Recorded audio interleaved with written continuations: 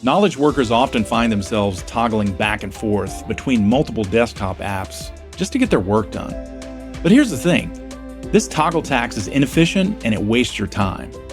To help optimize your work, Zoom provides access to common business applications in one spot within the Zoom Workplace client.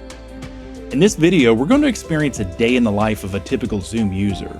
You'll see how one client delivers common features like meetings, messaging, phone, and even content development. We'll also see how Zoom uses AI to further streamline the experience. So let's start with an introduction to the Zoom Workplace client itself.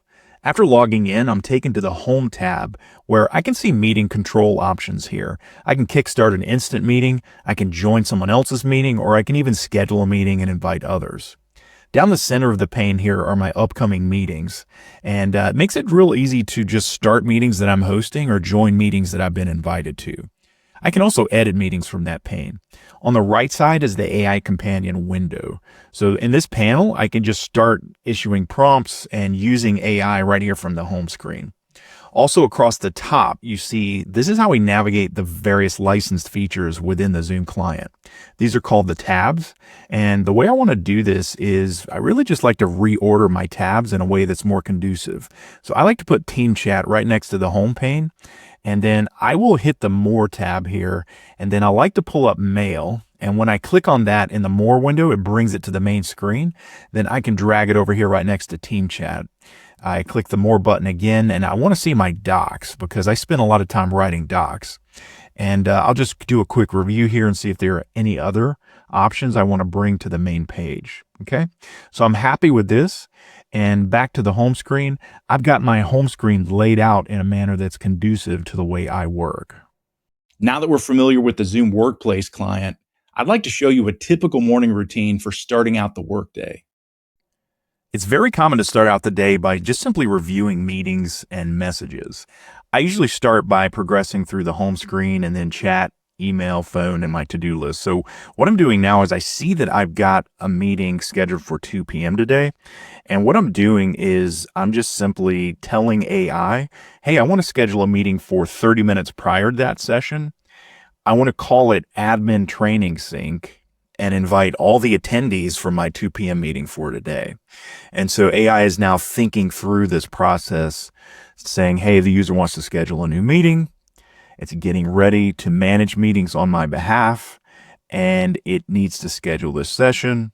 It's found my 2 p.m. admin training plan, and now it's looking up attendees and getting ready to set up that session. So I've got the meeting details, I've got the time, I've got the attendees, my duration is 1 hour. Actually, let's make it 30 minutes instead. So I'm going to select that option. And now it's thinking and it's revamping the schedule for me. And now here are my meeting details. And what I just need to do is, should we schedule this? And all I have to do, yes, please schedule. So it's thinking now, it's going through the process. Now it's putting on my calendar a new event from 1:30 to 2 p.m. to do a sync prior to our admin training plan meeting. So pretty straightforward, and the event is now scheduled. Now that I've got my meeting squared away for the day, I like to head over to Team Chat. And here in Team Chat, let me give you a breakdown on the interface. On the left side is the sidebar. In the sidebar, you can rearrange these tasks or these sections as you need. And what I like to do is highlight my starred section, bring that to the top. And then I also like to bring my reminders up here because I can set reminders for myself here. And now what I'm going to do is just go to all, and I can see notifications that where I've been mentioned here. And I can see Dan Hall in this channel has tagged me and asked me a question. So I'm going to jump to that and I can see, okay, when are we meeting? And so what I can do is maybe use AI Companion to craft a response here. And I'm going to tell it, hey, tell Dan we are meeting today. So when I hit enter, it's going to generate a response. And if I'm happy with that response, I just simply click insert and then drop that in the message there. So all good on that part. We can also do things like file sharing within chat. So I can drag and drop a file here and say, you know, look at this. This is a config guide for maybe this algo device. So it's uploading there. I can see that. Once it's uploaded, everyone in the chat channel has access to it. Another interesting part of our channel experience is I can pin specific messages so that they're prominent in the channel so that people can go here and quickly access information they need. So this is a project channel, and I've got links out to various Zoom docs and Google Drives and tech libraries and things like that. It's prominently displayed. Everyone that logs onto this channel is going to see that. Okay. Another thing I can do is I'm in a shared space for this project that I'm working on. I can go to the general channel and I can copy a link to a message and take it to another channel and say, look at this, and then just paste that link to the chat message. So that's how you link between messages and share content. We can also do the similar thing with email messages as well. So that's just a quick rundown of how we would use team chat during our morning routine. Now that I'm caught up with all my team chat messages, I usually navigate over to mail and just catch up on what's happening there. So let's just review the interface here. With Zoom, the Zoom client itself can be your email client. Now, we're not replacing Microsoft or Google email services. We simply offer you the opportunity to use the Zoom client as your client for Google or Microsoft. You can also use a free Zoom mail account if you want to, so that's available as well. But the way you set those up is you can set up a Zoom mail account, or you can set up a third-party account with Google, Microsoft, whomever. I'm actually using my Microsoft account here, and just a quick runabout on the interface here. I can look at my draft section, my sent items. Over on the right side here, we have settings. And so you can set up your layout for your inbox. You can decide how you want to be notified by email or about your emails. I can also organize by conversation, things like that. Compose and reply. I can also set up a signature. Lots of cool stuff I can do here. So those are my settings for email. And then when I go back to my inbox, I can see my unread messages. And then when I select maybe one of my emails, I get a preview here of what's going on. I have right-click options here. I can mark as unread. I can create a new task for this email. I can schedule a meeting with all parties in the email thread. I can reply. And when I reply, I have the option of, let's say, using AI to compose a message.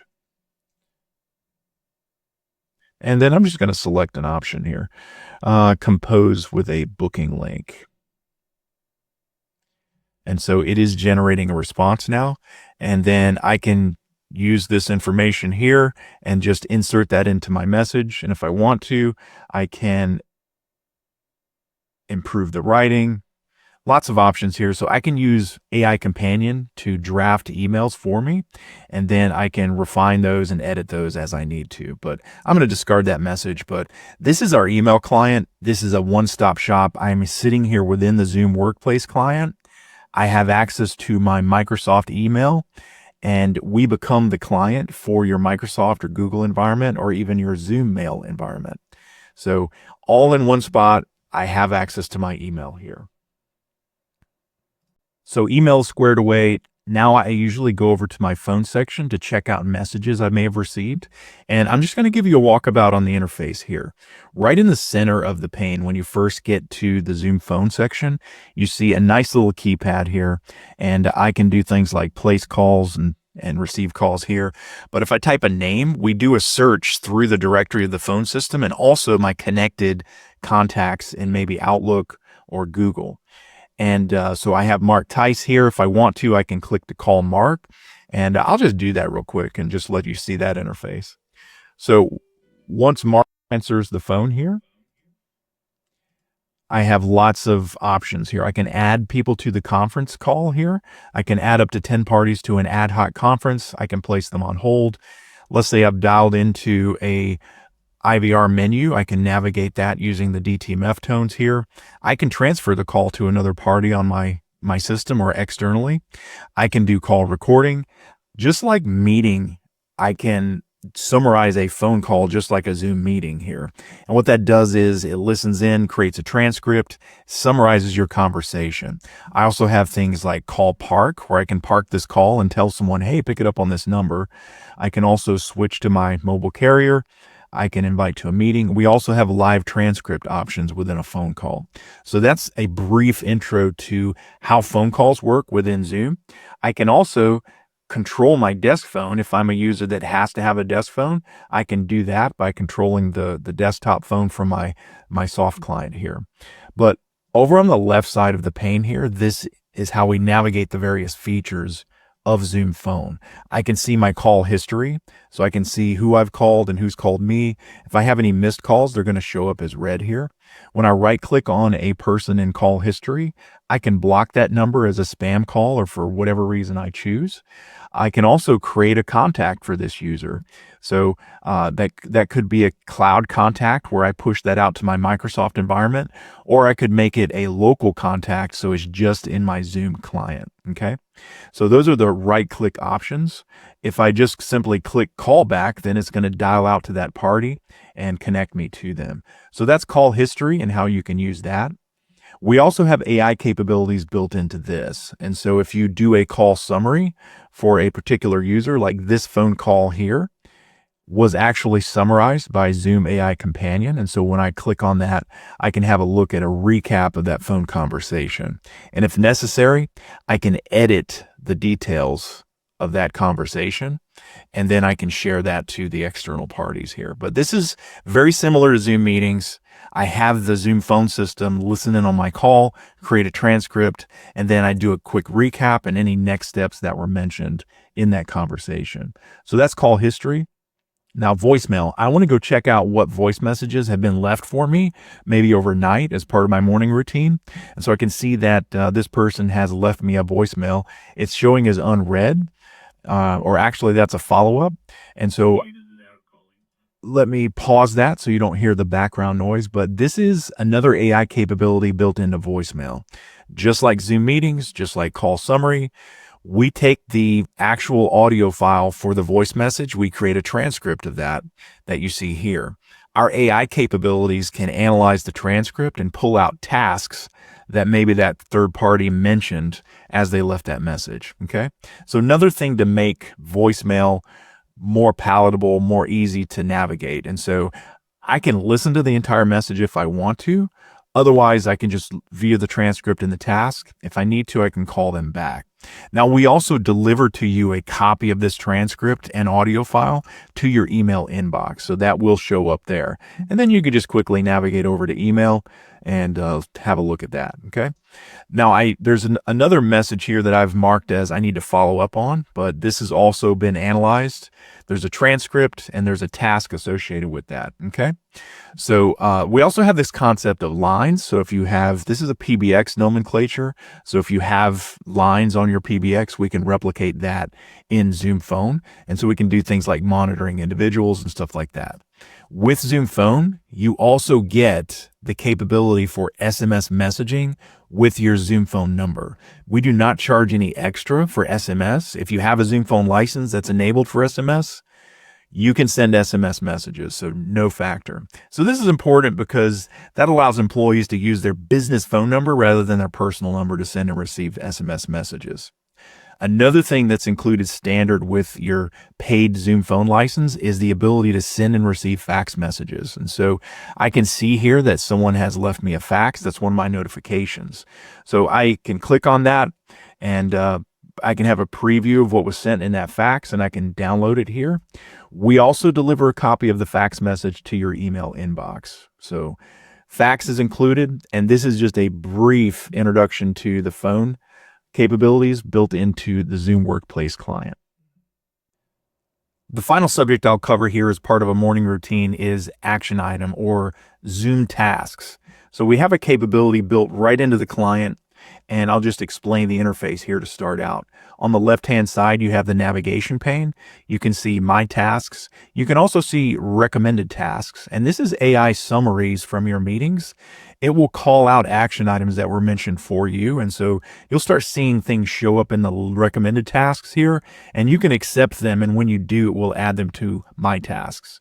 There's also an option to star specific tasks to help prioritize those, and then we also have lists of tasks that you can set up as well. And the way you do that, you just click the plus sign, you name your list of tasks, and then Once you navigate into that list, you can add tasks that are associated with that. So this would be maybe a project you're working on, and you can have a list of tasks underneath that. Okay. So that's the way it works with tasks.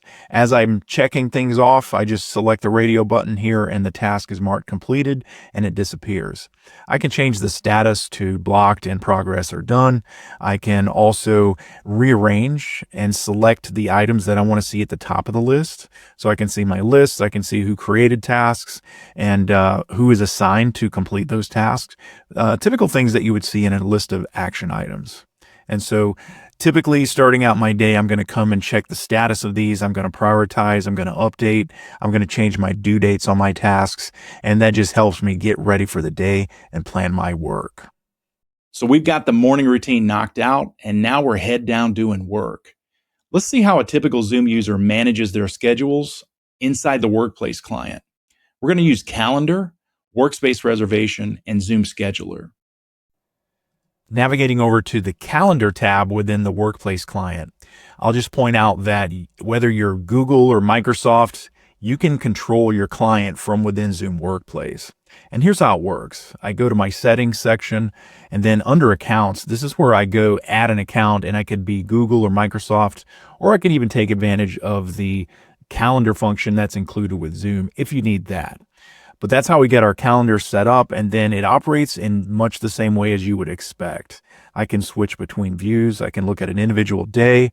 I can look at a week. I can look at an entire month at a time, or perhaps just an agenda. So this would be my list of meetings. So back to the week section, and you can see here the meeting that was scheduled by AI for me early this morning. If I want to take a look at one of my calendar events, I just double click on that, and I can see who the attendees are. I can see an agenda if it was set up. I can see my Zoom meeting information. And from here, let's say I want to modify this event. I would just edit it. Maybe I want to add a room. And this gets into Zoom Workspace Reservation. And so I can click on Rooms. And with Zoom Workspace Reservation, it's going to remember the last place that you navigated to. And so this is first floor of building 1 for my organization. And I see there are 3 rooms that are available for me at this time. And so if I want to schedule one of these, I can just look at information on the room. It'll accompany about 6 people, and it's got a Poly X30 asset in there. So I can select this as an option and just save it, and that'll add the room to my calendar event. So I'm just going to discard that and go back to the main screen here. So this is just a quick down and dirty on the calendar function. And this is how one of the ways that we manage meeting schedules within the Zoom Workplace client. Another way to manage your meetings is using the actual Workspaces tab in the Workplace client. So I'm navigating over to that tab in the client, and I'm just going to give you a rundown on this interface. When you navigate to this place, it's going to go to the last location that you encountered and the last place you performed a reservation. And what you do is, looking across the top here, I'll just give you a rundown. You need to select your time period. And so you select the time period here, and then you select your geographic location. So this you can navigate through by just typing names, but these are some of the locations that I have access to as a Zoom Workplace user. Okay. So once I'm happy with my selection, I'm presented with a floor plan. And for the time period that I'm looking at, I can see all of the rooms that are available. And so if I need a desk, I could perhaps click on this and look at facilities and capabilities that are built into that desk environment. So this has a dock, a monitor, and a Poly CCX phone appliance. That might suffice. This desk has no equipment at all. It's just a desk. And then I also have conference rooms that I could reserve as well. So if I want to look at maybe the Onslow video conference room, it's got room for 4 people, and I could perhaps look at the picture of the room here. I could see directions to the location from the front door. And if I need to, I just click reserve here. And once I click reserve, I'm presented with a calendar interface type window. And then I would name my event here. And then I can invite people to this meeting. And also I can see here that the room has been selected, and then the event type, I can select a Zoom meeting, and then I can set up meeting settings. And in most cases, when I'm reserving a room, and if it's a Zoom room, I'm going to want to use the Zoom room itself as the host of the meeting, so that people that are physically in the room before me can start the meeting. I can set up a passcode here and also establish a waiting room. Now I can reserve this for myself, or alternatively, I could search for another user in the facility, maybe reserve this for Mark Tice. So he would be the host of the meeting along with that Zoom room. Okay. So that's the way we schedule a physical space using Workspace Reservation within the client. Now, sometimes you need to coordinate calendar events with external parties, and we do that through a capability called Zoom Scheduler. Now, when you navigate to this portion of the Workplace client, you can see on the left-hand side the navigation options. You're going to spend most of your time in the booking pages section, so I'm going to go through and show you how you would set up a booking page.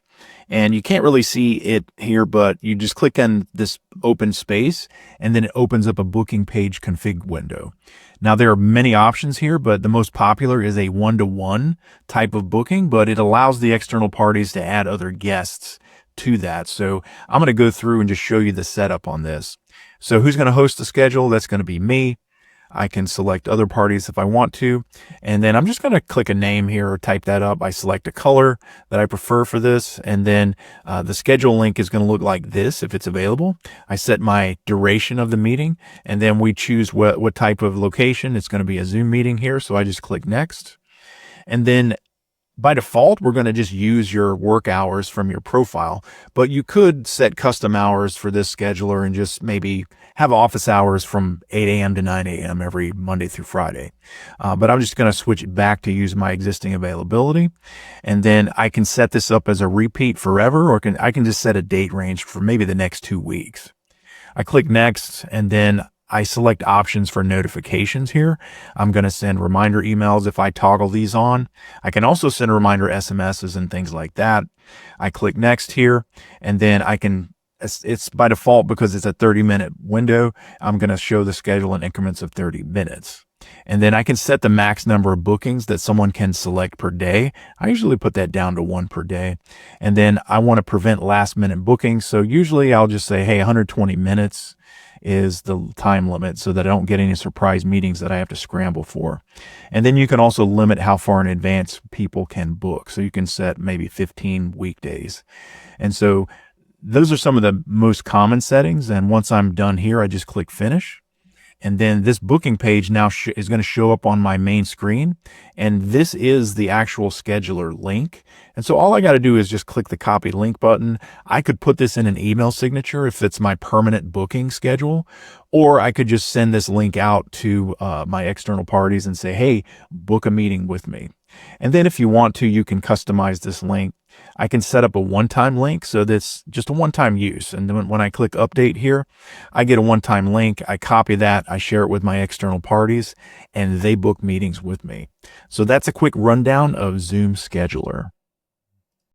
The final area I'd like to cover for our day in the life is how we use the Zoom Workplace client to get into deep work and content creation with Zoom Docs and Zoom Clips.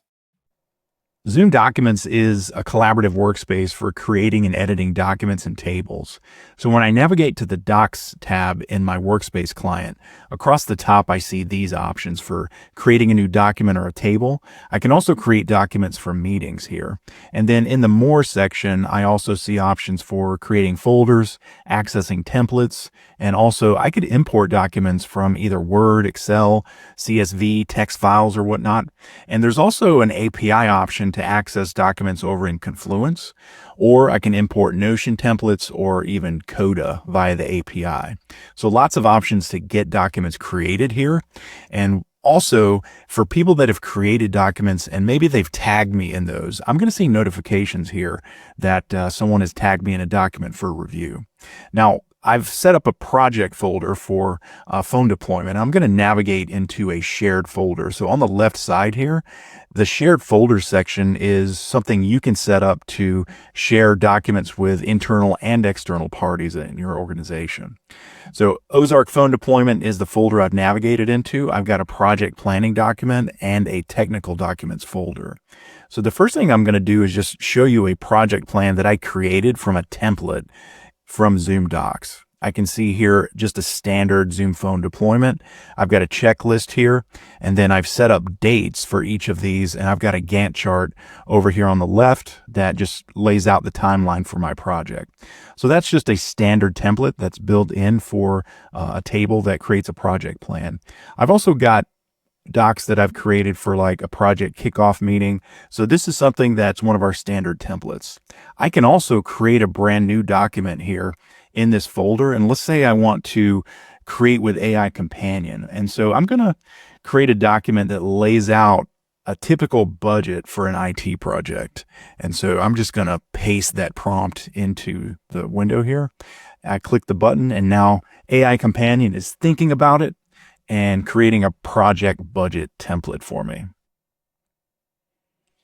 I'll let you watch that as it develops, but it's putting sample information here in the tables that it's creating.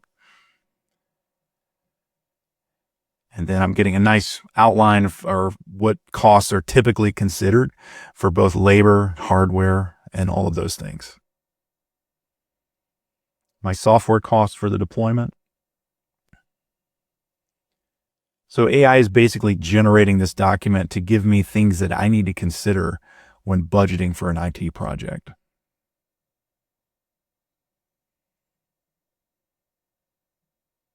Okay, I'm going to stop that there for sake of time. I'm going to go back to my project planning. I'm going to discard that AI summary, but this is overall Zoom Documents. It is our workspace for creating and editing documents and tables. For the last product demo, I want to show you Zoom Clips. Now, this is our tool for creating and sharing short form videos. We give you the option here to record, edit, and share clips from either the desktop client, the web portal, or the mobile app. So I'll just take you around the interface here. Across the top of the My Clips screen, you have the option to click the button to record a new clip. That lets you share your desktop, your camera, or both. We also have the option to create with AI Companion. And when you navigate into this pane, you have to set up an avatar of yourself, and then you choose an avatar, you get that all set up, and then you select a background for your video. And then once you've got all of that set up, you just simply type up your script, and the avatar takes care of presenting that to the external or internal parties. Okay, so back to the main screen here. Once I navigate into one of my clips, I see options here to edit the clip. When I click the edit button, I can change the name, description, things like that. I can also use the editing tool here to shorten the video, cut it up, make it into smaller clips, things like that. I also have the option here with AI Companion. I've got a description that was automatically generated, and I can edit that information. Now, when I'm ready to share this clip, I just click the share button, and then I can add email addresses here, and I can choose what type of access I'm granting. So I can say anyone with the link as a viewer, or I can just restrict access to a select group. So that's how we use Zoom Clips within Zoom to share content with internal and external parties. This video gave a small taste of how the Zoom Workplace client consolidates workflows into one spot. It helps reduce the time you spend toggling back and forth between applications. Now, for sake of time, we touched lightly on each area. You can get a lot more details by visiting zoom.com and having a look at our products section of the website. Have a great day.